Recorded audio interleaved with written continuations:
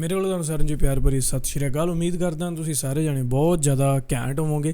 ਅੱਜ ਦੀ ਜਿਹੜੀ ਵੀਡੀਓ ਉਹਦੇ ਵਿੱਚ ਆਪਾਂ ਦੇਖਣਾ ਇੱਕ ਗਾਣਾ ਆਇਆ ਸੀ ਸਿੱਧੂ ਮੂਸੇਵਾਲੇ ਦਾ SYL, ਠੀਕ ਹੈ। ਉਹਦੇ ਵਿੱਚ ਹਰ ਇੱਕ ਲਾਈਨ ਦਾ ਬੜਾ ਡੂੰਘਾ ਮਤਲਬ ਆ, ਹਰ ਇੱਕ ਲਾਈਨ ਇੱਕ ਕੰਟਰੋਵਰਸ਼ੀਅਲ ਲਾਈਨ ਹੈ। ਅਤੇ ਸਰਕਾਰ ਦੇ ਵੱਲੋਂ ਵੀ ਜਿਹੜਾ ਉਹ ਗਾਣਾ ਇੱਕ ਤਰ੍ਹਾਂ ਦਾ ਬੜੇ ਲੋਕ ਹੈ ਜਿਹੜੇ ਹਰਿਆਣਾ ਦੀ ਜਿਹੜੀ ਗੌਰਮੈਂਟ ਹੈ, ਹਰਿਆਣਾ ਦੇ ਆਪ ਦੇ ਜਿਹੜੇ ਵਿਧਾਇਕ ਹੈ, MLAs ਆ, ਉਹ ਬੜਾ ਜ਼ੋਰ ਪਾ ਰਹੇ ਆ ਭਗਵੰਤ ਮਾਨ ਨੂੰ, ਟਵੀਟਾਂ ਕਰ ਰਹੇ ਆ ਕਿ ਜਿਨ੍ਹਾਂ ਨੇ ਫਾਈਨਲ ਐਡੀਟਿੰਗ ਕੀਤੀ ਆ ਉਹਨਾਂ ਨੂੰ ਫੜਿਆ ਜਾਵੇ, ਉਹਨਾਂ 'ਤੇ ਕਾਰਵਾਈ ਕੀਤੀ ਜਾਵੇ। ਇੱਦਾਂ ਦਾ ਕੁਛ ਵੀ ਸੁਣਨ ਨੂੰ ਜਿਹੜਾ ਮਿਲ ਰਿਹਾ, ਕਿਉਂਕਿ ਗਾਣਾ ਬੜਾ ਹੀ ਜ਼ਿਆਦਾ ਕੰਟਰੋਵਰਸ਼ੀਅਲ ਹੈ। ਅਤੇ ਇਹਦੇ ਵਿੱਚ ਦੋ ਜਿਹੜੇ ਮੇਨ ਮੁੱਦੇ ਬਣਾਏ ਗਏ ਆ। ਇੱਕ ਤਾਂ ਕਿ ਗਾਣੇ ਦੇ ਵਿੱਚ ਕਿਹੜੀ ਗੱਲ ਕਹੀ ਗਈ ਹੈ ਕਿ ਹਰਿਆਣੇ ਨੂੰ ਸਿੱਧਾ ਪਾਣੀ ਦੇਣਾ ਜਾਂ ਨਹੀਂ ਦੇਣਾ, ਮਤਲਬ ਨਹੀਂ ਦੇਣਾ, ਹੈ ਨਾ। ਅਤੇ ਇੱਕ ਤਾਂ ਇਹ ਮੁੱਦਾ ਬਣਾ ਲਿਆ ਜਿਹਦੇ ਕਰਕੇ ਹਰਿਆਣੇ ਦੇ ਜਿਹੜੇ ਲੋਕ ਆ ਉਹ ਕਈ ਜਣੇ ਜਿਹੜੇ ਸਿੱਧੂ ਦੇ ਫੈਨ ਵੀ ਸੀ ਉਹ ਗੱਲਾਂ ਬਾਤਾਂ ਕਰ ਰਹੇ ਆ, ਗਾਲਾਂ ਕੱਢ ਰਹੇ ਆ ਸਿੱਧੂ ਨੂੰ, ਮੂਸੇਵਾਲੇ ਨੂੰ ਵੀ। ਅਤੇ ਦੂਜੇ ਪਾਸੇ ਇੱਕ ਬੱਬੂ ਮਾਨ ਵਾਲੀ ਜਿਹੜੀ ਗੱਲ ਹੋਈ ਹੈ, ਪੰਜਾਬੀ ਵਾਲੀ ਲਾਈਨ ਹੈ ਇੱਕ, ਕਈਆਂ ਦਾ ਮੰਨਣਾ ਕਿ ਉਹ ਲਾਈਨ ਵੀ ਸਿੱਧੂ ਦੇ ਜਿਹੜੇ ਫਾਦਰ ਸਾਹਿਬ ਆ ਉਹਨਾਂ ਨੂੰ ਉਹ ਐਡਿਟ ਕਰਵਾ ਦੇਣੀ ਚਾਹੀਦੀ ਸੀ, ਉਹ ਲਾਈਨ ਹੈ ਜਿਹੜੀ ਕੱਟ ਕਰਵਾ ਦੇਣੀ ਚਾਹੀਦੀ ਸੀ। ਅਤੇ ਕਿਉਂਕਿ ਜਿਹੜਾ ਨਿਸ਼ਾਨ ਸਾਹਿਬ ਦਿੱਲੀ ਜਦੋਂ ਫਾਰਮਰ ਪ੍ਰੋਟੈਸਟ ਹੋਇਆ ਸੀ ਉਦੋਂ ਜਿਹੜਾ ਨਿਸ਼ਾਨ ਸਾਹਿਬ ਝੁਲਾਇਆ ਗਿਆ ਤਾਂ ਉਹ ਇੱਕ ਵੀਡੀਓ ਵਾਇਰਲ ਹੋ ਰਹੀ ਹੈ ਜਿਹਦੇ ਵਿੱਚ ਬੱਬੂ ਮਾਨ ਦੀ ਜਿਹੜੀ ਸਟੇਟਮੈਂਟ ਸੀ ਉਹ ਕੀ ਸੀ ਕਿ ਮੈਂ ਇੱਕ ਤਾਂ ਕਿਸੇ ਕਾਰਨ ਕਰਕੇ ਆਪਣੀ ਜ਼ਿੰਦਗੀ 'ਚ ਇੱਕ ਵਾਰ ਰੋਇਆ ਸੀ ਅਤੇ ਦੂਜੀ ਵਾਰੀ ਮੈਂ ਅੱਜ ਰੋਇਆ, ਮਤਲਬ ਜਦੋਂ ਨਿਸ਼ਾਨ ਸਾਹਿਬ ਚੜ੍ਹਾਇਆ ਗਿਆ। ਪਰ ਉਹਦੇ ਵਿੱਚ ਮੈਂ ਥੋੜ੍ਹਾ ਹੋਰ ਰਿਸਰਚ ਕੀਤੀ ਤਾਂ ਕਈਆਂ ਦਾ ਕੀ ਮੰਨਣਾ ਕਿ ਉਹ ਕਲਿੱਪ ਹੈ ਜਿਹੜੀ ਉਹ ਐਡਿਟਡ ਆ। ਬੱਬੂ ਮਾਨ ਨੇ ਇਹਦੀ ਗੱਲ ਨਹੀਂ ਕੀਤੀ। ਬੱਬੂ ਮਾਨ ਨੇ ਗੱਲ ਉੱਥੇ ਪੰਜਾਬੀਅਤ ਦੀ ਕੀਤੀ ਹੈ ਕਿ ਹਾਂ ਵੀ ਮੈਨੂੰ ਬੜਾ ਦੁੱਖ ਹੈ ਕਿ ਅੱਜ ਜਿਹੜਾ ਆਪਣਾ ਪੰਜਾਬੀ ਆ ਉਹਨੂੰ ਇਹ ਦਿਨ ਮਤਲਬ ਇਹ ਕੰਮ ਕਰਨੇ ਪਏ, ਤਾਂ ਕਰਕੇ ਮੈਂ ਦੁਖੀ ਹਾਂ। ਮਤਲਬ ਉਹਦਾ ਮਤਲਬ ਹੈ ਜਿਹੜਾ ਗਲਤ ਕੱਢਿਆ ਗਿਆ। ਕਈਆਂ ਦਾ ਇਹ ਵੀ ਕਹਿਣਾ ਅਤੇ ਪਰ ਹੁਣ ਦੇਖਣਾ ਇਹ ਹੈ ਕਿ ਕੌਣ ਸਹੀ ਹੈ ਕੀ ਗਲਤ ਹੈ। ਪਰ ਮੇਰੇ ਅਕੋਰਡਿੰਗਲੀ ਤਾਂ ਇਹ ਹੈ ਕਿ ਜਿਹੜਾ ਬੰਦਾ ਦੁਨੀਆ ਤੋਂ ਜਾ ਚੁੱਕਿਆ ਯਾਰ ਉਹਨੂੰ ਗਾਲਾਂ ਕੱਢਣ ਦਾ ਕੋਈ ਮਤਲਬ ਨਹੀਂ ਗਾ। ਐਵੇਂ ਉਹ ਤੁਸੀਂ ਇੱਕ ਜਿਹੜਾ ਬੰਦਾ ਦੁਨੀਆ 'ਚ ਨਹੀਂ ਆ ਉਹਨੂੰ ਗਾਲਾਂ ਕੱਢ ਰਹੇ ਹੋ, ਹੈ ਨਾ। ਮੇਰੇ ਮੁਤਾਬਿਕ ਉਹ ਗਲਤ ਆ। ਅਤੇ ਬਾਕੀ ਜਿਹੜੀ ਗੱਲ ਰਹੀ ਗਾਣੇ ਨੂੰ ਰਿਲੀਜ਼ ਕਰਨ ਦੀ ਤਾਂ ਉਹਦੇ ਬਾਰੇ ਆਪਾਂ ਡਾਕਟਰ ਸਾਹਿਬ ਨੇ ਇੱਕ ਡਾਕਟਰ ਸੁਖਪ੍ਰੀਤ ਸਿੰਘ ਉਦੂਕੇ, ਇਹਨਾਂ ਤੋਂ ਆਪਾਂ SYL ਦੀ ਪੂਰੀ ਡੈਫੀਨੇਸ਼ਨ ਕੀ ਹੈ ਉਹ ਅੱਜ ਆਪਾਂ ਸਮਝਦੇ ਹਾਂ। ਪੂਰੀ ਵੀਡੀਓ ਕਾਫੀ ਲੰਬੀ ਹੈ, ਮੈਂ ਓਰੀਜਨਲ ਲਿੰਕ ਜਿਹੜਾ ਡਿਸਕ੍ਰਿਪਸ਼ਨ 'ਚ ਦਊਂਗਾ, ਤੁਸੀਂ ਉਹ ਚੈੱਕ ਕਰਨਾ। ਬਾਕੀ ਆਪਾਂ ਇਹਨਾਂ ਦੀ ਜ਼ੁਬਾਨੀ ਸੁਣਦੇ ਹਾਂ। ਆਜੋ। ਕਰਮ ਦਿੱਤੇ ਨੇ ਕਿਤੇ ਨਾ ਕਿਤੇ ਉਹ ਆਪਣੇ ਆਪ ਦੇ ਵਿੱਚ ਇੱਕ ਮਿਸਾਲ ਕਾਇਮ ਕਰ ਗਿਆ। ਬੇਸ਼ੱਕ ਕੁਝ ਲੈਫਟਿਸਟ ਆਈਡੀਓਲੋਜੀ ਵਾਲੇ ਜਿਹੜੇ ਖੱਬੇ ਪੱਖੀ ਲੋਕ ਨੇ ਉਹਨਾਂ ਨੇ ਕੱਲ ਤੋਂ ਹੀ ਇਹ ਕਹਿਣਾ ਸ਼ੁਰੂ ਕਰ ਦਿੱਤਾ ਸੀ ਕਿ ਗੀਤ ਦੀਆਂ ਕੁਝ ਸਤਰਾਂ ਨੂੰ ਸੁਣ ਕੇ ਹੀ ਹੁਣ ਸਿੱਧੂ ਮੂਸੇਵਾਲੇ ਨੂੰ ਖਾਲਿਸਤਾਨੀ ਤੇ ਪੰਥਕ ਬਣਾਉਣ ਵਾਲੇ ਪਾਸੇ ਤੁਰ ਪਏ ਨੇ। ਪਰ ਇਹਦੇ ਵਿੱਚ ਗਲਤ ਵੀ ਕੁਝ ਨਹੀਂ ਸੀ। ਉਹਦਾ ਕਾਰਨ ਸੀ ਕਿ ਇਸ ਗੀਤ ਦੇ ਵਿੱਚ ਜਿਹੜੇ ਉਸਨੇ ਮੁੱਦੇ ਉਭਾਰੇ ਨੇ ਉਹਨਾਂ ਸਾਰਿਆਂ ਦਾ ਸੰਬੰਧ ਪੰਥ ਤੇ ਪੰਜਾਬ ਦੇ ਨਾਲ ਹੈ। ਤੇ ਉਭਾਰਿਆ ਗਿਆ ਜਿਹੜਾ ਮੁੱਖ ਮੁੱਦਾ ਜਿਹੜਾ ਉਸਦੇ ਗਾਣੇ ਦਾ ਸਿਰਲੇਖ ਵੀ ਹੈ SYL, ਸਤਲੁਜ ਜਮਨਾ ਲਿੰਕ ਨਹਿਰ, ਉਹ ਤਾਂ ਕਿਤੇ ਨਾ ਕਿਤੇ ਸਾਡੇ ਪੰਜਾਬ ਦੇ ਨਾਲ ਐਸਾ ਜੁੜਿਆ ਹੋਇਆ ਮੁੱਦਾ ਹੈ ਕਿ ਸਾਡੀ ਜ਼ਰਾਇਤ, ਉਸ ਜ਼ਰਾਇਤ ਦਾ ਆਧਾਰ ਜਿਹੜਾ ਪਾਣੀ, ਔਰ ਇਸ ਸਾਰੇ ਵਰਤਾਰੇ ਦੇ ਵਿੱਚੋਂ ਨਿਕਲਿਆ ਹੋਇਆ ਧਰਮ ਯੁੱਧ ਮੋਰਚਾ ਤੇ ਉਹਦੇ ਤੋਂ ਬਾਅਦ ਇੱਕ ਪੈਦਾ ਹੋਇਆ ਵੱਡਾ ਸੰਘਰਸ਼, ਉਹ ਸਾਰਿਆਂ ਨੂੰ ਕਿਤੇ ਨਾ ਕਿਤੇ ਦ੍ਰਿਸ਼ਮਾਨ ਕਰਦਾ ਹੈ। ਤੇ ਜਦੋਂ ਉਹ ਸਾਰੇ ਵਰਤਾਰਿਆਂ ਨੂੰ ਸਿੱਖ ਸੰਘਰਸ਼ ਦੇ ਯੋਧਿਆਂ ਦੇ ਨਾਲ ਜੋੜਦਾ ਹੈ, ਜਿੱਥੇ ਜਾ ਕੇ ਸ਼ਹੀਦ ਸਰਦਾਰ ਬਲਵਿੰਦਰ ਸਿੰਘ ਬੱਬਰ ਜਟਾਣਾ ਦੀ ਗੱਲ ਆਉਂਦੀ ਹੈ, ਤਾਂ ਕਿਤੇ ਨਾ ਕਿਤੇ ਇਹ ਗੱਲ ਤਾਂ ਸਪਸ਼ਟ ਹੋ ਜਾਂਦੀ ਹੈ ਕਿ ਜੇਕਰ ਸਤਲੁਜ ਜਮਨਾ ਲਿੰਕ ਨਹਿਰ ਨੂੰ ਰੋਕਣ ਦੇ ਵਿੱਚ ਕਿਸੇ ਨੇ ਅਹਿਮ ਭੂਮਿਕਾ ਨਿਭਾਈ ਹੈ ਤਾਂ ਜਿੱਥੇ ਸਿੱਖ ਸੰਘਰਸ਼ ਦੇ ਇਹਨਾਂ ਯੋਧਿਆਂ ਦਾ ਨਾਮ ਜਿਹੜਾ ਸੁਨਹਿਰੀ ਅੱਖਰਾਂ ਦੇ ਨਾਲ ਲਿਖਿਆ ਜਾਵੇਗਾ, ਉੱਥੇ ਉਸ ਨੇ ਇੱਕ ਪੱਖ ਨੂੰ ਉਭਾਰ ਕੇ ਦੂਜੇ ਪਾਸੇ ਪੰਜਾਬ ਦੀਆਂ ਬਹੁਤ ਸਾਰੀਆਂ ਸਿਆਸੀ ਧਿਰਾਂ, ਚਾਹੇ ਉਹ ਅਕਾਲੀ ਦਲ ਬਾਦਲ, ਚਾਹੇ ਉਹ ਕਾਂਗਰਸ, ਜਾਂ ਹੁਣ ਦੇ ਜਿਹੜੇ ਕਹਿ ਸਕਦੇ ਹੋ ਕਿ ਨਵੇਂ ਬਦਲਾਅ ਆਏ ਨੇ, ਉਹਨਾਂ ਸਾਰਿਆਂ ਦੇ ਉੱਪਰ ਉਸਨੇ ਇੱਕ ਸਵਾਲੀਆ ਚਿੰਨ੍ਹ ਜ਼ਰੂਰ ਲਗਾ ਦਿੱਤਾ ਹੈ। ਹਾਂ, ਕੁਝ ਲੈਫਟਿਸਟ ਆਈਡੀਓਲੋਜੀ ਵਾਲੇ ਵੀਰਾਂ ਨੂੰ ਇਸ ਕਰਕੇ ਜ਼ਰੂਰ ਤਕਲੀਫ ਹੋ ਰਹੀ ਹੈ ਕਿਉਂਕਿ ਇੱਕ ਪੂਰੀ ਦੇ ਮੋਰਚੇ ਦੇ ਵਿੱਚ ਕਿਸਾਨ ਯੂਨੀਅਨ ਦੇ ਨਾਮ ਹੇਠ ਇਹ ਤਾਂ ਆਪਣੇ ਲਾਲ ਝੰਡੇ ਸੁੱਟ ਕੇ ਭੱਜ ਚੁੱਕੇ ਸਨ। ਸੋ ਜੇਕਰ SYL ਨੂੰ ਰੋਕਿਆ ਤਾਂ ਉਸ ਰੋਕਣ ਦਾ ਸਿਹਰਾ ਜਿਹੜਾ ਉਹ ਸਰਦਾਰ ਬਲਵਿੰਦਰ ਸਿੰਘ ਜਟਾਣਾ ਦੇ ਸਿਰ ਜਾਂਦਾ ਸੀ। ਇਸ ਕਰਕੇ ਮੈਂ ਕਹਿ ਸਕਦਾ ਕਿ ਜਿਸ ਤਰ੍ਹਾਂ ਦੇ ਨਾਲ ਉਸ ਨੇ ਇਸ ਸਾਰੇ ਮੁੱਦੇ ਨੂੰ ਜਿਹੜਾ ਕਿ ਪੰਜਾਬ ਦੀ ਸਮੱਸਿਆ ਦਾ ਮੂਲ ਹੈ, ਜਿਸ ਤਰ੍ਹਾਂ ਦੇ ਨਾਲ ਤੇ ਜਿੰਨੇ ਥੋੜੇ ਸ਼ਬਦਾਂ ਦੇ ਵਿੱਚ ਉਸਨੇ ਉਭਾਰਨ ਦਾ ਯਤਨ ਕੀਤਾ ਹੈ, ਇਹ ਆਪਣੇ ਆਪ ਦੇ ਵਿੱਚ ਇੱਕ ਮਿਸਾਲ ਹੈ। ਜਿਸ ਤਰ੍ਹਾਂ ਮੈਂ ਆਰੰਭ ਦੇ ਵਿੱਚ ਕਿਹਾ ਸੀ ਕਿ ਉਸ ਦੇ ਗੀਤ ਦੀ ਇੱਕ ਇੱਕ ਸਤਰ ਦੇ ਉੱਪਰ, ਇੱਕ ਇੱਕ ਲਾਈਨ ਦੇ ਉੱਪਰ ਮੈਨੂੰ ਇੰਝ ਲੱਗਦਾ ਹੈ ਕਿ ਆਉਣ ਵਾਲੇ ਸਮੇਂ ਦੇ ਵਿੱਚ ਲੇਖ ਲਿਖਣ ਦੇ ਯਤਨ ਹੋਣਗੇ।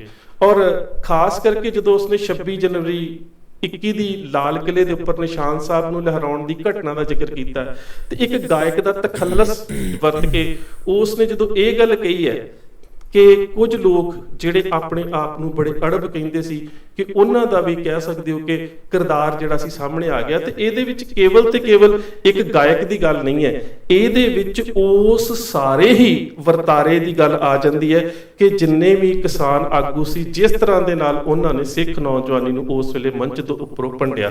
ਹਾਂ, ਇੰਨਾ ਜ਼ਰੂਰ ਹੈ ਕਿ ਜਦੋਂ ਇਸ ਸਾਰੇ ਵਰਤਾਰੇ ਦੇ ਵਿੱਚ ਅੜਬ ਪੰਜਾਬੀ ਸ਼ਬਦ ਦੀ ਵਰਤੋਂ ਕਰਕੇ ਗੱਲ ਬੱਬੂ ਮਾਨ ਤੇ ਆਉਂਦੀ ਹੈ ਤਾਂ ਇਹ ਗੱਲ ਸੋਚਣ ਵਾਲੀ ਇਸ ਕਰਕੇ ਹੈ ਕਿ ਉਹਦਾ ਸਭ ਤੋਂ ਵੱਡਾ ਕਾਰਨ ਇਹ ਹੈ ਕਿ ਬੱਬੂ ਮਾਨ ਨੂੰ ਜਿਸ ਤਰ੍ਹਾਂ ਕਿ ਕਿਸੇ ਸਮੇਂ ਜਦੋਂ ਉਸਨੇ ਕੁਝ ਗੀਤ ਇਵੇਂ ਦੇ ਬੋਲੇ ਸੀ ਜਿਹਦੇ ਵਿੱਚ ਡੇਰੇਦਾਰਾਂ ਦੇ ਜਿਹੜੇ ਪਖੰਡ ਸੀ ਉਹਨਾਂ ਨੂੰ ਉਧੇੜਿਆ ਸੀ, ਉਹਦੇ ਤੋਂ ਬਾਅਦ ਉਸਨੇ ਜੇਲ੍ਹ ਤੋੜਨ ਦੀ ਗੱਲ ਕੀਤੀ ਸੀ, ਉਸ ਤੋਂ ਬਾਅਦ ਸਤਿ ਸ੍ਰੀ ਅਕਾਲ ਦੇ ਵਿੱਚ ਉਸਨੇ ਕੌਮ ਦੇ ਜੁਝਾਰੂ ਅੰਸ਼ ਨੂੰ ਉਭਾਰਨ ਦਾ ਯਤਨ ਕੀਤਾ ਸੀ।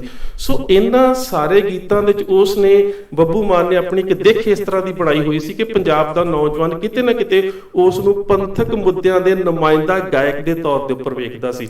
ਪਰ ਜਦੋਂ ਉਸ ਦੇ ਅੱਛਾ, ਮੈਂ ਗੱਲ ਥੋੜੀ ਜਿਹੀ ਇੱਥੇ ਤੁਹਾਨੂੰ ਹੋਰ ਦੱਸਣਾ ਚਾਹੁੰਦਾ, ਲਾਈਕ ਜਿਵੇਂ ਹੁਣ ਇਹਨਾਂ ਨੇ ਗੱਲ ਕੀਤੀ ਨਾ ਕਿ ਬੱਬੂ ਮਾਨ, ਜਿਵੇਂ ਆਪਾਂ ਪਹਿਲਾਂ ਵੀ ਇੱਕ ਵੀਡੀਓ ਪਾਈ ਹੈ, ਬੱਬੂ ਮਾਨ ਕੋਈ ਵੀ ਸਿੰਗਰ ਮਾੜਾ ਨਹੀਂ ਹੁੰਦਾ, ਟਾਈਮ ਚੇਂਜ ਹੁੰਦਾ ਰਹਿੰਦਾ ਹੈ, ਸਿਚੁਏਸ਼ਨਸ ਚੇਂਜ ਹੁੰਦੀਆਂ ਰਹਿੰਦੀਆਂ, ਬੰਦੇ ਦਾ ਗੱਲ ਦਾ ਹਰ ਇੱਕ ਦਾ ਆਪਣਾ ਆਪਣਾ ਮਾਈਂਡ ਆ, ਆਪਣੀ ਆਪਣੀ ਓਪੀਨੀਅਨ ਆ, ਠੀਕ ਹੈ। ਅਤੇ ਬੱਬੂ ਮਾਨ ਦੀ ਇਮੇਜ ਉੱਦਾਂ ਦੀ ਬਣ ਗਈ, ਖਾਸ ਕਰ ਪੰਜਾਬੀਆਂ 'ਚ, ਸਿੱਖ ਕਮਿਊਨਿਟੀ 'ਚ, ਕਿ ਕਿਉਂਕਿ ਉਹਨੇ ਉੱਦਾਂ ਦੇ ਗਾਣੇ ਬਣਾਏ, ਅੜਬ ਪੰਜਾਬੀ ਵਾਲਾ ਜਾਂ ਖਾੜਕੂ ਸਿੰਘਾਂ ਵਾਲਾ ਬਣਾਇਆ ਹੈ ਨਾ, ਅਤੇ ਮਰਨੋਂ ਮੂਲ ਨਹੀਂ ਡਰਦੇ ਪੁੱਤ ਸਰਦਾਰਾਂ ਦੇ, ਇੱਦਾਂ ਦੇ ਜਦੋਂ ਗਾਣੇ ਆਏ ਨਾ ਤਾਂ ਉਦੋਂ ਲੱਗਾ ਕਿ ਉਹ ਉਸ ਚੀਜ਼ ਦੀ ਹਮਾਇਤ ਕਰ ਰਿਹਾ ਹੈ, ਜਿਹੜੀ ਮਤਲਬ ਖਾੜਕੂ ਸਿੰਘਾਂ ਦੀ ਗੱਲ ਕਰ ਰਿਹਾ ਹੈ, ਤਾਂ ਉਹਦੀ ਇੱਕ ਇਮੇਜ ਉੱਦਾਂ ਦੀ ਬਣ ਗਈ। ਤਾਂ ਕਰਕੇ ਜਿਹੜਾ ਮਤਲਬ ਜੇਕਰ ਬੱਬੂ ਮਾਨ ਦੀ ਜਗ੍ਹਾ ਕੋਈ ਹੋਰ ਸਿੰਗਰ ਹੁੰਦਾ ਅਤੇ ਉਹ ਇਹ ਸ਼ਬਦਾਵਲੀ ਯੂਜ਼ ਕਰਦਾ ਕਿ ਮੈਂ ਉਦੋਂ ਰੋਇਆ ਹੈ ਨਾ, ਤਾਂ ਆਈ ਥਿੰਕ ਕਿਸੇ ਨੇ ਜ਼ਿਆਦਾ ਧਿਆਨ ਨਹੀਂ ਦੇਣਾ ਸੀ, ਉਹ ਗੱਲ ਉੱਦਾਂ ਹੀ ਦੱਬੀ ਦਬਾਈ ਮਤਲਬ ਗੱਲ ਹੋ ਜਾਣੀ ਸੀ, 2-3 ਦਿਨ ਦੀ ਗੱਲ ਹੋਣੀ ਸੀ, ਉਸ ਤੋਂ ਬਾਅਦ ਗੱਲ ਚੱਕੀ ਨਹੀਂ ਜਾਣੀ ਸੀ। ਪਰ ਜਦੋਂ ਬੱਬੂ ਮਾਨ ਦੀ ਇੱਕ ਇਮੇਜ ਉੱਦਾਂ ਦੀ ਬਣੀ ਹੋਈ ਸੀ, ਆਈ ਥਿੰਕ ਤਾਂ ਕਰਕੇ ਜਿਹੜੀ ਇਹ ਕੰਟਰੋਵਰਸੀ ਬਣੀ ਹੈ। ਅਤੇ ਚਲੋ ਅੱਗੇ ਦੇਖਦੇ ਹਾਂ ਬਾਕੀ।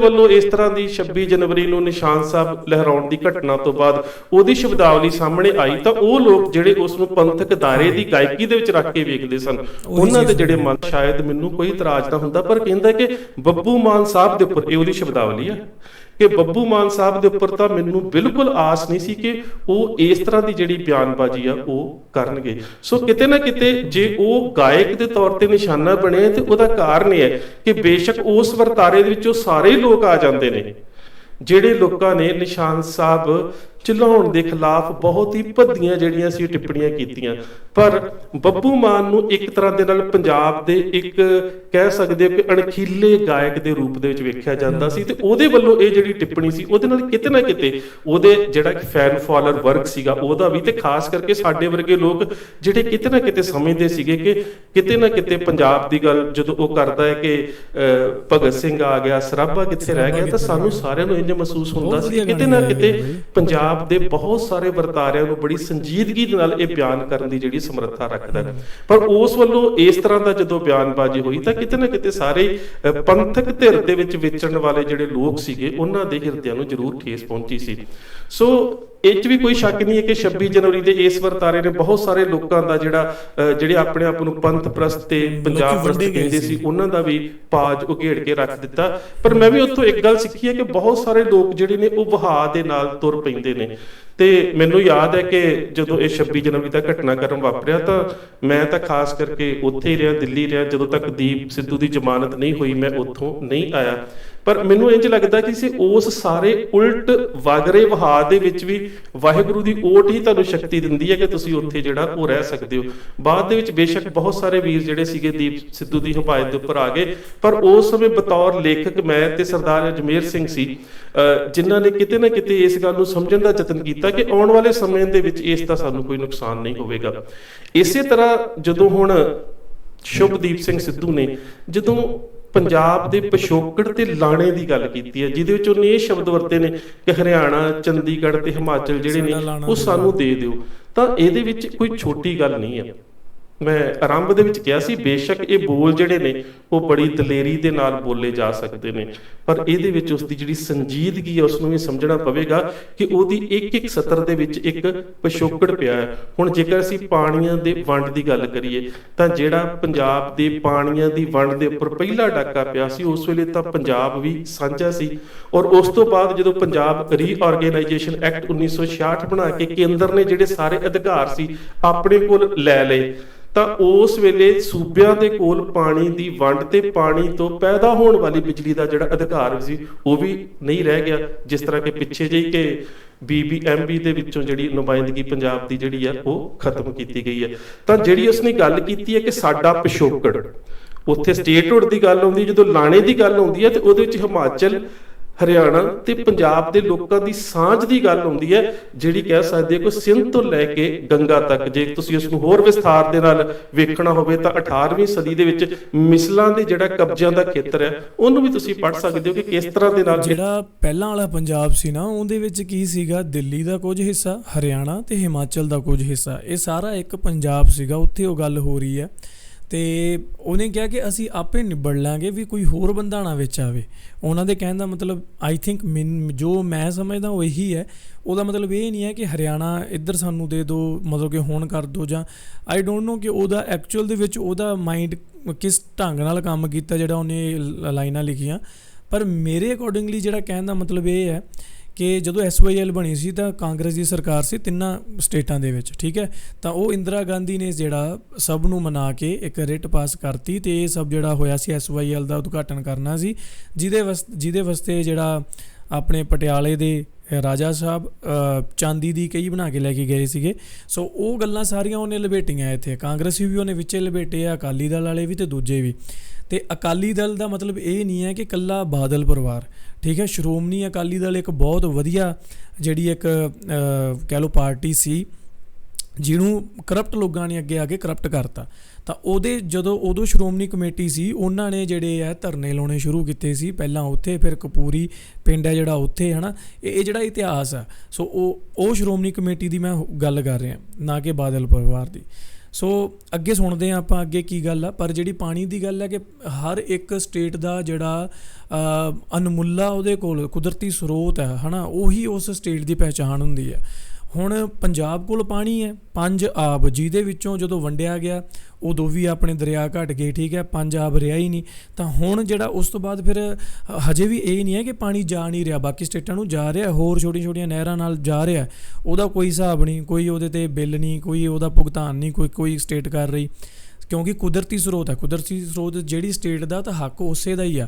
ਲਾਈਕ ਜਿਵੇਂ ਹੁਣ ਤੁਸੀਂ ਕੇਰਲਾ ਵਾਲੀ ਸਾਈਡ ਚਲੇ ਜਾਓ ਜਾਂ ਹਿਮਾਚਲ ਚਲੇ ਜਾਓ, ਜਿਹੜੇ ਹਿਮਾਚਲ ਵਿੱਚ ਕੁਦਰਤੀ ਸਰੋਤ ਆ ਉਹ ਉਹਨਾਂ ਦੇ ਆ, ਠੀਕ ਹੈ। ਤਾਂ ਉਹ ਆਪਾਂ ਕਿਵੇਂ ਕਹਿ ਦਾਂਗੇ ਕਿ ਸਾਨੂੰ ਦੇ ਦਿਓ, ਉਹ ਗੱਲ ਆ। ਤਾਂ ਅੱਗੇ ਦੇਖਦੇ ਹਾਂ, ਬਾਕੀ ਡਿਟੇਲ ਵਿੱਚ ਸਮਝਣ ਦੀ ਕੋਸ਼ਿਸ਼ ਕਰਦੇ ਹਾਂ। ਟੌਪਿਕ ਬੜਾ ਜ਼ਿਆਦਾ ਸੈਂਸਿਟਿਵ ਹੈ, ਇਹਦੇ 'ਤੇ ਜਿਹੜੇ ਮੇਰੇ ਤੁਹਾਡੇ ਵਰਗੇ ਬੇਸਿਕ ਗਿਆਨ ਉਹ ਕੋਈ ਫਾਇਦਾ ਨਹੀਂ, ਬਿਕੋਜ਼ ਨਾ ਤਾਂ ਮੈਨੂੰ ਪ੍ਰੋਪਰ ਨੌਲੇਜ ਹੈ ਇਸ ਕੰਮ ਬਾਰੇ, ਇਸ ਮਤਲਬ ਕਿ ਟੌਪਿਕ 'ਤੇ, ਨਾ ਤੁਹਾਨੂੰ ਹੋਣੀ ਹੈ, ਠੀਕ ਹੈ। ਮੈਂ 100% ਸ਼ੋਰ ਹਾਂ ਕਿ ਮੇਰੇ ਵਰਗੇ ਜਿਹੜੇ ਤੁਸੀਂ ਲੋਕ ਦੇਖ ਰਹੇ ਹੋ, ਆਪਾਂ ਨੂੰ ਕਿਸੇ ਨੂੰ ਵੀ ਪੂਰੀ ਜਾਣਕਾਰੀ ਨਹੀਂ ਹੈ ਇਸ ਟੌਪਿਕ 'ਤੇ। ਸੋ ਕਮੈਂਟਾਂ ਵਿੱਚ ਬਹਿਸਣ ਦੀ ਬਜਾਏ ਆਪਾਂ ਆਰਾਮ ਨਾਲ ਹਰ ਚੀਜ਼ ਨੂੰ ਸੁਣੋ ਅਤੇ ਉਸ ਨੂੰ ਘੋਖ ਪੜਤਾਲ ਚੰਗੀ ਤਰ੍ਹਾਂ ਕਰੋ ਅਤੇ ਫਾਈਨਲ ਉਹਦਾ ਇੱਕ ਰਿਜ਼ਲਟ ਕੱਢਣ ਦੀ ਕੋਸ਼ਿਸ਼ ਕਰਾਂਗੇ।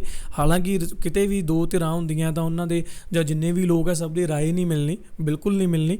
ਪਰ ਇਸ ਗਾਣੇ ਦੇ ਜ਼ਰੀਏ ਇੱਕ ਵੈਰ ਵਿਰੋਧ ਨਾ ਪਾਓ।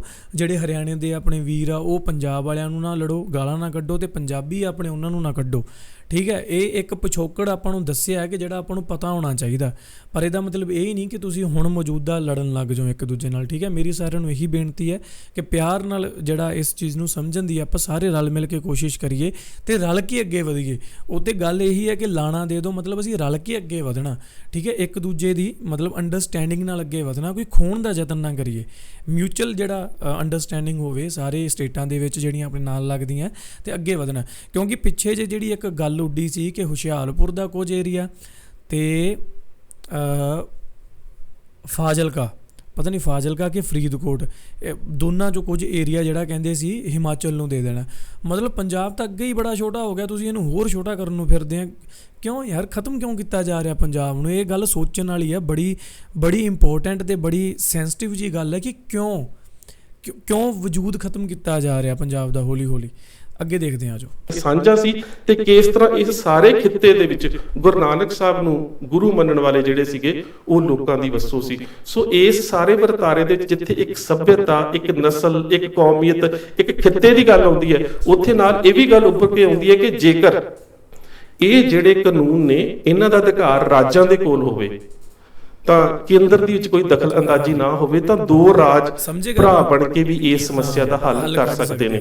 ਇਸੇ ਤਰ੍ਹਾਂ ਦੇ ਨਾਲ ਜਦੋਂ ਜੇ ਕਹਿ ਸਕਦੇ ਹੋ ਕਿ ਇਹ ਲੋਕੀ ਇਹ ਤੇ ਬੜੀ ਉਹ ਦਿਖਾ ਰਹੇ ਆ ਕਿ ਜਿੱਥੇ ਉੱਥੇ ਗੱਲ ਹੋਈ ਨਾ, ਪੱਗ ਦੀ ਗੱਲ ਹੋਈ ਗਾਣੇ ਦੇ ਵਿੱਚ, ਪੱਗ ਵਾਲੀ ਲਾਈਨ ਆ ਤੇ ਟੋਪੀ ਵਾਲੀ ਗੱਲ ਹੈ ਹਨਾ, ਤਾਂ ਉੱਥੇ ਮੈਂ ਤੁਹਾਨੂੰ ਦੱਸਦਾ ਕਿ ਪੱਗ ਸਿਰਫ ਪੰਜਾਬੀ ਪੰਜਾਬ 'ਚ ਨਹੀਂ ਬੰਨ੍ਹਦੇ, ਹਰਿਆਣੇ ਦੇ ਜਿਹੜੇ ਲੋਕ ਆ ਉਹਨਾਂ ਦਾ ਪਿਛੋਕੜ ਵੀ ਪੱਗ ਨਾਲ ਆ, ਉਹ ਵੀ ਪਗੜੀ ਬੰਨ੍ਹਦੇ ਆ, ਹਿਮਾਚਲੀ ਵੀ ਪਗੜੀ ਬੰਨ੍ਹਦੇ ਆ। ਸੋ ਉਹਨਾਂ ਦੇ ਕਹਿਣ ਦਾ ਮਤਲਬ ਟੋਪੀ ਵਾਲੇ ਕਿਹਨਾਂ ਨੂੰ ਸੰਬੋਧਿਤ ਕੀਤਾ, ਜਿਹੜੀ ਪੋਲੀਟਿਕਸ ਹੈ, ਪੋਲੀਟੀਕਲ ਜਿਹੜੇ ਨੇਤਾ ਹੈ ਉਹਨਾਂ ਨੂੰ ਕਿਹਾ ਗਿਆ। ਟੋਪੀ ਇੱਥੇ ਆਮ ਆਦਮੀ ਪਾਰਟੀ ਨੂੰ ਨਹੀਂ ਕਿਹਾ ਗਿਆ, ਇੱਥੇ ਉਹਨੇ ਟੋਪੀ ਦਾ ਮਤਲਬ ਹੈ ਕਿ ਜਿਹੜੇ ਪੋਲੀਟੀਕਲ ਜਿੰਨੇ ਵੀ ਨੇਤਾ ਹੈ ਕੇਂਦਰ ਸਰਕਾਰ ਜਾਂ ਹੋਰ ਜਿਹੜੇ ਦੋ ਪਾਰਟ ਕਰਨ ਦੀ ਕੋਸ਼ਿਸ਼ ਕਰ ਰਹੇ ਸੀ ਇਹ ਰਾਜਾਂ ਨੂੰ, ਉਹ ਗੱਲ ਹੈ ਕਿ ਕੇਂਦਰ ਸਰਕਾਰ ਵਿੱਚ ਇੰਟਰਫੀਅਰੈਂਸ ਨਾ ਕਰੇ, ਜਿਹੜੇ ਆਪਣੀ ਗੌਰਮੈਂਟ ਉਹ ਰਲ ਕੇ ਆਪੇ ਕੋਈ ਨਾ ਕੋਈ ਹੱਲ ਕੱਢ ਲਓ, ਇਹ ਮਤਲਬ ਹੈ ਇੱਥੇ ਗੱਲ ਦਾ। ਇਹਨਾਂ ਦੀ ਜਿਹੜੀ ਵੰਡ ਹੈ ਉਹਦਾ ਅਧਿਕਾਰ ਕੇਂਦਰ ਦੇ ਕੋਲ ਨਾ ਹੋਵੇ ਤਾਂ ਜਮਨਾ ਦਾ ਰਿਪੇਰੀਅਨ ਸਟੇਟ ਹਰਿਆਣਾ ਹੈ। ਪਰ ਕਿਸਾਨ ਸੰਘਰਸ਼ ਦੇ ਵਿੱਚ ਮੈਂ ਇੱਕ ਗੱਲ ਵੇਖਣ ਨੂੰ ਮਿਲੀ ਕਿ ਜਿਹੜੇ ਹਰਿਆਣੇ ਦੇ ਬਹੁਤ ਸਾਰੇ ਨੌਜਵਾਨ ਸੀ ਉਹਨਾਂ ਨੂੰ ਇਸ ਗੱਲ ਦੀ ਜ਼ਰੂਰ ਸਮਝ ਆ ਗਈ ਕਿ ਜਦੋਂ ਕੇਂਦਰ ਸੱਤਾ ਦੇ ਵਿੱਚ ਹੁੰਦਾ ਹੈ ਤੇ ਕੇਂਦਰ ਦੀ ਸੱਤਾਵਾਦੀ ਧਿਰ ਹੀ ਸਟੇਟ ਦੇ ਵਿੱਚ ਰਾਜ ਕਰ ਰਹੀ ਹੁੰਦੀ ਹੈ, ਉਹ ਚਾਹੇ ਕਾਂਗਰਸ ਹੋਵੇ ਜਾਂ ਭਾਜਪਾ ਹੋਵੇ, ਉਹਦਾ ਨਿਸ਼ਾਨਾ ਹਮੇਸ਼ਾ ਇਹੀ ਹੁੰਦਾ ਹੈ ਕਿ ਸੂਬਿਆਂ ਦੇ ਆਪਸੀ ਤਕਰਾਰ ਨੂੰ ਵੱਧ ਤੋਂ ਵੱਧ ਵਧਾਇਆ ਜਾਵੇ ਤੇ ਇਹਦੇ ਤੋਂ ਫਾਇਦਾ ਲਿਆ ਜਾ ਸਕੇ। ਸੋ ਜਿਹੜੀ ਗੱਲ ਉਸ ਨੇ ਉਭਾਰਨ ਦਾ ਯਤਨ ਕੀਤਾ ਕਿ ਸਾਨੂੰ ਸਾਡਾ ਪਿਛੋਕੜ ਤੇ ਸਾਡਾ ਲਾਣਾ, ਸਾਡਾ ਚੰਡੀਗੜ੍ਹ, ਸਾਡਾ ਹਿਮਾਚਲ, ਸਾਡਾ ਹਰਿਆਣਾ, ਸੋ ਉਹਦੇ ਵਿੱਚੋਂ ਜਿਹੜੀ ਸਮੂਹਿਕਤਾ ਦੇ ਰੂਪ 'ਚ ਵੇਖਣ ਵਾਲੀ ਗੱਲ ਹੈ ਉਹਦੇ 'ਚ ਇਹ ਹੈ ਕਿ ਜੇਕਰ ਇਹਨਾਂ ਸਾਰੀਆਂ ਕੁਦਰਤੀ ਸਰੋਤਾਂ ਦੇ ਵੰਡਾਂ ਦੇ ਅਧਿਕਾਰ ਜਿਹੜੇ ਨੇ ਜੇਕਰ ਸਟੇਟਾਂ ਦੇ ਕੋਲ ਹੋਣਗੇ ਤਾਂ ਕਿਤੇ ਨਾ ਕਿਤੇ ਜਿਹੜਾ ਵਾ ਬੇਸ਼ੱਕ ਐਡਮਿਨਿਸਟ੍ਰੇਸ਼ਨ ਵੱਖ-ਵੱਖ ਹੋ ਸਕਦੀ ਹੈ ਪਰ ਸੂਬੇ ਜਿਹੜੇ ਨੇ ਆਪਣੇ ਜਿਹੜੇ ਮਸਲੇ ਨੇ ਉਹਨਾਂ ਨੂੰ ਹੱਲ ਕਰਨ ਦੀ ਸਮਰੱਥਾ ਜਿਹੜੀ ਹੈ ਉਹ ਜ਼ਰੂਰ ਰੱਖਦੇ ਨੇ। ਤੇ ਇਹ ਜਿਹੜੀਆਂ ਖਿੱਤਾ ਆਧਾਰਿਤ ਰਾਜਨੀਤਿਕ ਧਿਰਾਂ ਹੁੰਦੀਆਂ ਨੇ ਜਿਹਨੂੰ ਅਸੀਂ ਕਹਿੰਦੇ ਕਿ ਪੰਜਾਬ ਦੇ ਵਿੱਚ ਵੀ ਇੱਕ ਖਿੱਤੇ ਦੀ ਪਾਰਟੀ ਦੀ ਲੋੜ ਹੈ, ਉਸੇ ਤਰ੍ਹਾਂ ਹਰਿਆਣੇ ਦੇ ਵਿੱਚ ਵੀ ਜੇਕਰ ਇੱਕ ਸੰਜੀਦਾ ਖਿੱਤੇ ਦੀ ਜਿਹੜੀ ਹੈ ਰਾਜਨੀਤਿਕ ਧਿਰ ਹੋਵੇ ਤਾਂ ਇਹ ਮਸਲੇ ਜਿਹੜੇ ਨੇ ਕੋਈ ਇੰਨੇ ਔਖੇ ਨਹੀਂ ਹੈ ਜਿਹੜੇ ਹੱਲ ਨਾ ਹੋ ਸਕਣ। ਇਸ ਗਾਣੇ ਦੇ ਵਿੱਚ ਜਿਸ ਤਰ੍ਹਾਂ ਬੰਦੀ ਸਿੰਘਾਂ ਦੀ ਰਿਹਾਈ ਦਾ ਮਸਲਾ ਉਸਨੇ ਚੁੱਕਿਆ, ਇਹ ਆਪਣੇ ਆਪ ਦੇ ਵਿੱਚ ਇਸ ਵਕਤ ਦਾ ਬੜਾ ਹੀ ਅਹਿਮ ਮਸਲਾ ਸੀ ਕਿਉਂਕਿ ਅਸੀਂ ਸਾਰੇ ਜਾਣਦੇ ਹਾਂ ਕਿ ਪਿਛਲੇ ਸਮੇਂ ਦੇ ਵਿੱਚ ਕੀਤੀਆਂ ਗਲਤੀਆਂ ਕਰਕੇ ਜਾਂ ਕਹਿ ਸਕਦੇ ਹੋ ਕਿ ਪੰਥ ਨੂੰ ਆਪਣੇ ਕਿ ਬੰਦੀ ਸਿੰਘਾਂ ਦੀ ਰਿਹਾਈ ਤੇ ਜਿਹੜੀਆਂ ਗੱਲਾਂ ਜਾਂ ਕੋਈ ਏਜੰਸੀਆਂ ਨੂੰ ਇੰਨੀ ਪ੍ਰੋਬਲਮ ਕਿਉਂ ਆ ਵੀ ਸਰਸੇ ਵਾਲਾ ਜਿਹੜਾ ਬਾਬਾ ਉਹਨੂੰ ਤਾਂ ਤੁਸੀਂ ਪੈਰੋਲ ਤੇ ਛੱਡ ਸਕਦੇ ਹੋ ਜਿਹਨੇ ਏਡੇ ਏਡੇ ਜ਼ੁਲਮ ਕੀਤੇ ਆ, ਤੇ ਜਿਹੜੇ ਸਿੰਘ ਆਪਦੀਆਂ ਸਜ਼ਾਵਾਂ ਭੁਗਤ ਵੀ ਚੁੱਕੇ ਆ, ਪੂਰੀਆਂ ਕਰ ਚੁੱਕੇ ਆ, ਉਹਨਾਂ ਨੂੰ ਕਿਉਂ ਨਹੀਂ ਰਿਹਾਈ ਦਿੱਤੀ ਜਾ ਰਹੀ ਹਜੇ ਤੱਕ? ਮਤਲਬ ਸਿੱਧਾ ਜਿਹਾ ਲੌਜਿਕ ਹੈ, ਜਦੋਂ ਆਪਦੀ ਤੁਹਾਡੀ ਜਿੰਨੀ ਤੁਹਾਨੂੰ ਸਜ਼ਾ ਹੋਈ, ਜਿੰਨੀ ਤੁਹਾਨੂੰ ਇੱਕ ਪ੍ਰਿਜ਼ਨ ਹੋਈ, ਤੁਸੀਂ ਉਨੀ ਉਹ ਪੂਰੀ ਕਰ ਲਈ, ਦੈਨ ਵਾਈ ਨਾਟ, ਕਿਉਂ ਨਹੀਂ ਮਤਲਬ ਉਹਨਾਂ ਨੂੰ ਛੱਡਦੇ? ਨਾਲੋਂ ਵਿਸਾਰਨ ਕਰਕੇ ਜਿਸ ਤਰ੍ਹਾਂ ਅਕਾਲੀ ਦਲ ਬਾਦਲ ਸਿਆਸੀ ਤੌਰ ਤੇ ਬਿਲਕੁਲ ਹਾਸ਼ੀਏ ਦੇ ਉੱਪਰ ਜਾ ਚੁੱਕਾ ਸੀ ਤੇ ਉਸ ਵੱਲੋਂ ਆਪਣਾ ਖੁੱਸਿਆ ਹੋਇਆ ਧਰਾਤਲ, ਸਿਆਸੀ ਧਰਾਤਲ ਜਿਸ ਨੂੰ ਕਹਿ ਸਕਦੇ ਹਾਂ, ਉਸ ਨੂੰ ਪ੍ਰਾਪਤ ਕਰਨ ਦੇ ਵਾਸਤੇ ਜਿਸ ਤਰ੍ਹਾਂ ਦੇ ਨਾਲ ਬੰਦੀ ਸਿੰਘਾਂ ਦੀ ਰਿਹਾਈ ਦੇ ਮਸਲੇ ਨੂੰ ਲੈ ਕੇ ਸਿਆਸਤ ਖੇਡਣ ਦਾ ਯਤਨ ਕੀਤਾ ਗਿਆ, ਉਹਦੇ ਵਿੱਚ ਬਹੁਤ ਸਾਰੀਆਂ ਗੱਲਾਂ ਇਹ ਸਾਹਮਣੇ ਆਈਆਂ ਕਿ ਸੰਗਰੂਰ ਦੀ ਇਸ ਜਿਮਨੀ ਇਲੈਕਸ਼ਨ ਦੇ ਵਿੱਚ ਜਿਸ ਤਰ੍ਹਾਂ ਦੇ ਨਾਲ ਪੰਥ ਦੀ ਨੁਮਾਇੰਦਗੀ ਕਰਨ ਵਾਲੇ ਉਮੀਦਵਾਰਾਂ ਦੇ ਸਾਹਮਣੇ ਅਕਾਲੀ ਦਲ ਦੇ ਵੱਲੋਂ ਉਮੀਦਵਾਰ ਦਿੱਤਾ ਗਿਆ, ਉਹਦੇ ਵਿੱਚ ਪਹੁੰਚ ਤਾਂ ਇਹ ਬਣਦੀ ਸੀ ਕਿ ਜੇਕਰ ਸੱਚਮੁੱਚ ਹੀ ਇਹਨਾਂ ਨੂੰ ਪੰਜਾਬ ਦੇ ਪ੍ਰਤੀ ਕੋਈ ਵਫਾਦਾਰੀ ਹੁੰਦੀ ਤਾਂ ਇਹ ਵੇਖਦੇ ਕਿ ਉਸ ਖੇਤਰ ਦੇ ਵਿੱਚ ਪਹਿਲਾਂ ਪੰਥਕ ਦਾ ਕਿਹੜਾ ਨੁਮਾਇੰਦਾ ਜਿਹੜਾ ਉਹ ਕਾਰਜਸ਼ੀਲ ਹੈ। ਸੋ ਉਸ ਕਾਰਜਸ਼ੀਲ ਨੁਮਾਇੰਦੇ ਦੀ ਵੋਟ ਨੂੰ ਵੰਡਣ। ਪੂਰੀ ਵੀਡੀਓ ਤੁਸੀਂ ਦੇਖ ਲਿਓ, ਮੈਂ ਤੁਹਾਨੂੰ ਨੀਚੇ ਡਿਸਕ੍ਰਿਪਸ਼ਨ ਦੇ ਵਿੱਚ ਲਿੰਕ ਦੇ ਦੂੰਗਾ। ਜਿਹੜੀ ਪੋਲੀਟਿਕਸ ਹੈ ਨਾ ਯਾਰ, ਮੈਂ ਹਮੇਸ਼ਾ ਕਹਿੰਦਾ ਇਹਦੇ ਤੋਂ ਦੂਰ ਰਹੋ ਯਾਰ, ਕਿਉਂਕਿ ਆਪਾਂ ਨਹੀਂ ਇਹਨੂੰ ਸਮਝ ਸਕਦੇ। ਪਰ ਗੱਲ ਉੱਥੇ ਇਹ ਵੀ ਹੈ ਕਿ ਜੇ ਆਪਣੇ ਵਰਗੇ ਲੋਕ ਜਿਹੜੇ ਹੁਣ ਸਭ ਇਹੀ ਸੋਚਣ ਕਿ ਆਪਾਂ ਦੂਰ ਰਹੀਏ ਤਾਂ ਇਸ ਚੀਜ਼ ਨੂੰ ਸੁਧਾਰਿਆ ਕਿਵੇਂ ਜਾਊਗਾ? ਲਾਈਕ ਜਿਵੇਂ ਹੁਣ ਅਗਨੀਪਥ ਵਾਲੀ ਸਕੀਮ ਚੱਲ ਰਹੀ ਹੈ ਜਿਹੜੀ, ਹੈ ਨਾ, ਪਹਿਲੀ ਗੱਲ ਤਾਂ ਜਿਹੜਾ ਵੀ ਬੰਦਾ ਆਰਮੀ 'ਚ ਆ ਆਪਾਂ ਸਾਰੇ ਬੜੀ ਰਿਸਪੈਕਟ ਕਰਦੇ ਹਾਂ, ਬੜੀਆਂ ਵੀਡੀਓ ਬਣਦੀਆਂ, ਹੈਟਸ ਆਫ, ਸਲਿਊਟ ਮਾਰਦੇ ਹਾਂ, ਇਹ ਕਰਦੇ ਹਾਂ, ਉਹ ਕਰਦੇ ਹਾਂ।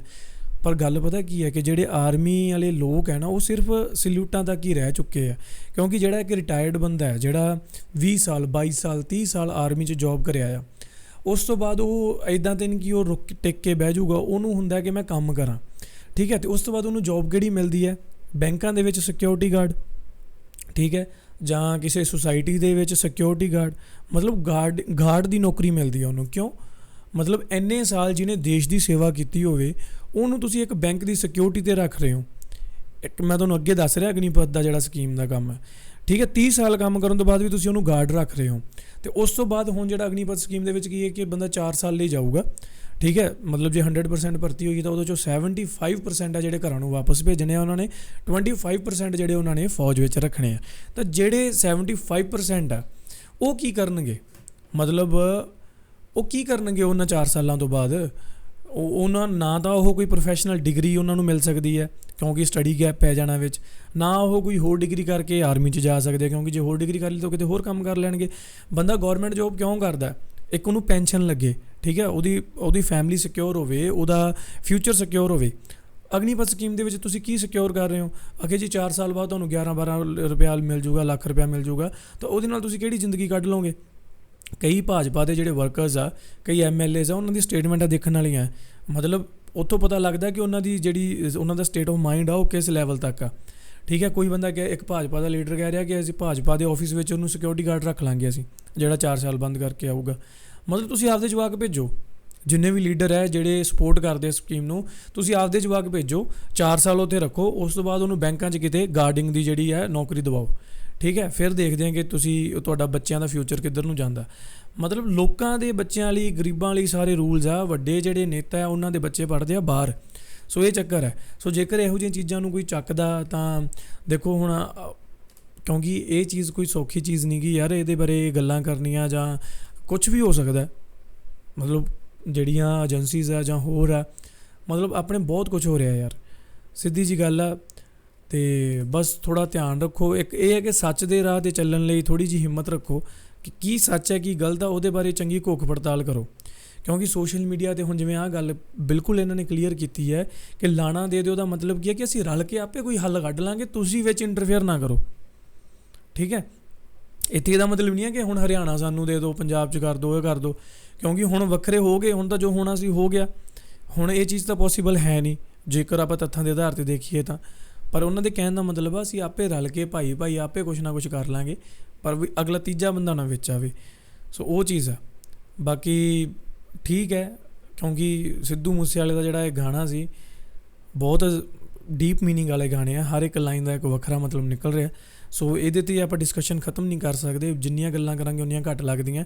ਬਾਕੀ ਤੁਹਾਡੀ ਕੀ ਰਾਏ ਹੈ ਮੈਨੂੰ ਨੀਚੇ ਕਮੈਂਟ ਕਰੋ, ਜਿੰਨੇ ਮਰਜ਼ੀ ਵੱਡੇ ਕਮੈਂਟ ਕਰੋ, ਮੈਂ ਜ਼ਰੂਰ ਰੀਡ ਕਰੂੰਗਾ, ਠੀਕ ਹੈ। ਅਤੇ ਆਦਿ ਤੋਂ ਤੁਸੀਂ ਮੈਨੂੰ ਇੱਕ ਆਪਦੀ ਓਪੀਨੀਅਨ ਦੱਸੋ ਕਿ ਤੁਹਾਡਾ ਕੀ ਕਹਿਣਾ ਇਸ ਬਾਰੇ। ਬਾਕੀ ਕਿਸੇ ਲਈ ਕੋਈ ਹੇਟ ਭਾਵਨਾ ਨਹੀਂ ਹੈ, ਸਾਰੇ ਆਪਣੇ ਭਰਾ। ਬੱਬੂ ਮਾਨ ਨੂੰ ਮੈਂ ਖੁਦ ਵੀ ਸੁਣਦਾ, ਠੀਕ ਹੈ, ਉਹਦੇ ਗਾਣੇ ਵੀ ਮੈਨੂੰ ਬਹੁਤ ਚੰਗੇ ਲੱਗਦੇ ਆ। ਹਰਿਆਣਾ ਦੇ ਵੀਰ ਵੀ ਆਪਣੇ ਬਹੁਤ ਸਾਰੇ ਸਬਸਕ੍ਰਾਈਬਰਸ ਆ, ਬੜਾ ਪਿਆਰ ਆ ਸਭ ਨਾਲ, ਹਿਮਾਚਲ ਵਾਲਿਆਂ ਨਾਲ ਵੀ ਹੈ, ਅਤੇ ਆਪਾਂ ਸਾਰੇ ਹਿਮਾਚਲ ਘੁੰਮਣ ਵੀ ਜਾਂਦੇ ਹਾਂ, ਠੀਕ ਹੈ। ਸੋ ਉਹ ਸਭ ਚੀਜ਼ਾਂ, ਅਤੇ ਕਿਸੇ ਨਾਲ ਕੋਈ ਹੇਟ ਭਾਵਨਾ ਨਹੀਂ ਹੈ। ਗਾਣੇ ਦਾ ਸਹੀ ਮਤਲਬ ਕੀ ਆ ਉਹਨੂੰ ਦੇਖੋ, ਐਵੇਂ ਇਕੱਲੀਆਂ ਲਾਈਨਾਂ ਸੁਣ ਕੇ ਅਤੇ ਇੱਕ ਦੂਜੇ ਨਾਲ ਆਪਦੇ ਅਕੋਰਡਿੰਗਲੀ ਡੈਫੀਨੇਟ ਕਰਕੇ ਉਹਦੇ ਮਤਲਬ ਨਾ ਕੱਢੋ। ਸੋ ਇਹ ਸੀ ਅੱਜ ਦੀ ਵੀਡੀਓ, ਹੋਪ ਸੋ ਤੁਹਾਨੂੰ ਚੰਗੀ ਲੱਗੀ ਹੋਣੀ ਹੈ। ਕਮੈਂਟ ਜ਼ਰੂਰ ਕਰਕੇ ਜਾਇਓ। ਮਿਲਦੇ ਹਾਂ ਕਿਸੇ ਹੋਰ ਵੀਡੀਓ 'ਚ। ਸਤਿ ਸ਼੍ਰੀ ਅਕਾਲ।